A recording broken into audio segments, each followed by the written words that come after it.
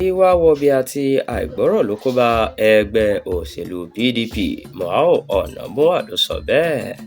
Alága ìgbìmọ̀ májèlébàjẹ́ igun kan nínú ẹgbẹ́ òṣèlú People's Democratic Party, Senator Ohuabunwa ti sọ gbangba pé ohun tó fa pìtìpìtì ayé nínú ẹgbẹ́ òṣèlú PDP ò sẹ́yìn àìgbọ́rọ̀ sí òfin ẹgbẹ́ àti ìwà ìbìkítà àwọn adarí rẹ̀. Nígbà tó ń sọ̀rọ̀ lórí ìkànnì Arise Television, Ohuabunwa ní bí ògiri ò bá lanu aláǹgbá ò lè ráyè wọlé o. Ó ní àìbọ̀wọ̀ fófin tó pilẹ̀ ẹgbẹ́ òṣèlú PDP látọ̀dọ̀ àwọn ọmọ ẹgbẹ́ ló fa wàhálà sí wọn lọ́rùn báyìí. Ó sọ síwájú pé àìgbọ́rọ̀ wa ló sún adébítà dé lónìí kì í ṣe nǹkan míì.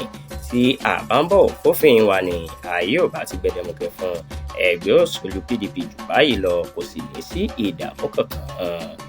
Ohuabunwa ti ṣe sẹ́nítọ̀ àná lábẹ́ àṣẹ ẹgbẹ́ òṣèlú PDP sọ síwájú pé àwọn yapa láti lè mú ẹgbẹ́ òṣèlú PDP padà bọ̀ sípò lórílẹ̀‐èdè yìí kí àtúnṣe tó tọ́ sí wà.